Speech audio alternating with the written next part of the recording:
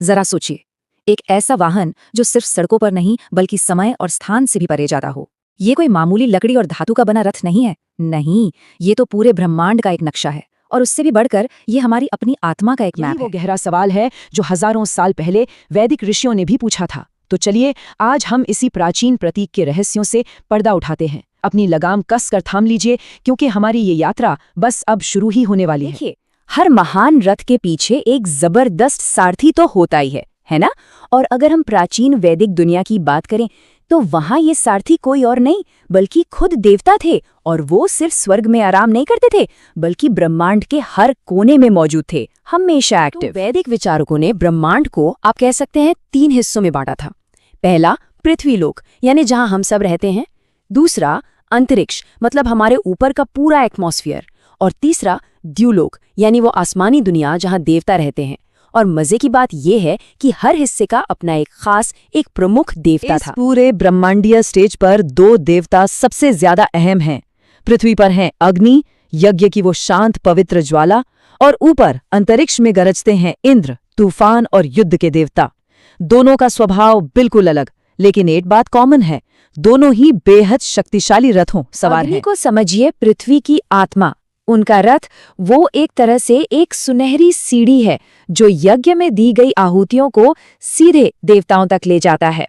तो वो सिर्फ एक मैसेंजर नहीं है बल्कि इंसानों और देवताओं की दुनिया के बीच एक जलता हुआ एक पवित्र पुल है। फिर आते हैं इंद्र, अपने बिजली से चमकते रथ पर सवार, बादलों को चीरते हुए वृत्र जैसे राक्षसों का नाश करते हैं और उन बादलों से जीवन देने वाली बारिश को आजाद कराते हैं।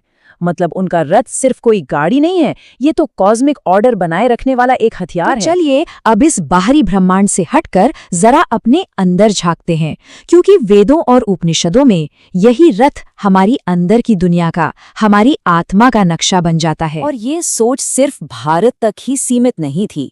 जैसा कि इस कोट से पता चलता है कि एक सारथी आत्मा को गाइड करता है, ये एक यूनिवर्सल सिंबल है, दुनिया में कई जगह मिलता है।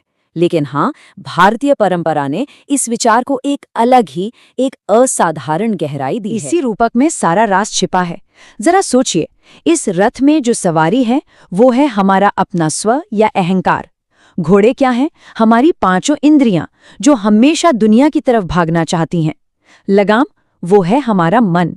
और सबसे जरूरी सारथी, सारथी है हमारी बुद्धि, हमारा विवेक, जो मन रूपी लगाम से इन जंगली घोड़ों को काबू में रखता है। शायद हम में से कई लोगों ने प्लेटो के रथ वाले रूपक के बारे में सुना होगा, जिसमें एक अच्छा और एक बुरा घोड़ा होता है। लेकिन ये जो वैदिक रूपक है, ये उससे कहीं ज्यादा डिटेल्ड है। ये सिर्फ एक लड़ाई नहीं है, ये तो सेल्फ कंट्रोल और आध्यात्मिक सफर का एक पूरा का पूरा रोड मैप है। और यहीं पर योग शब्द का असली मतलब निकल कर आता है। योग का लिटरल मीनिंग है जोतना या जोड़ना। ये असल में बुद्धि रूपी सारथी का काम है, जो अपनी इंद्रियों रूपी घोड़ों को साधता है, उन्हें एक साथ एक दिशा में ले जाता है। तो ये सिर्फ आसन करना नहीं है, ये सेल्फ कंट्रोल की सबसे बड़ी कला है। ठीक है, तो अब इस फिलोसॉफिकल बात से थोड़ा आगे बढ़ते हैं। अब देखते हैं कि ये सिंबल असल दुनिया में कैसे सामने आया, और वो भी सबसे ड्रामेटिक और सबसे पावरफुल तरीके से। अश्वमेध यज्ञ, नाम तो सुना ही होगा। ये सिर्फ एक पूजा पाठ या अनुष्ठान नहीं था, ये तो पावर का सबसे बड़ा, सबसे ग्रैंड डिक्लेरेशन था। सिर्फ एक सच्चा चक्रवर्ती सम्राट, एक यूनिवर्सल किंग ही इसे करने की हिम्मत कर सकता था। और इसकी ग्रैंडनेस का अंदाजा लगाइए।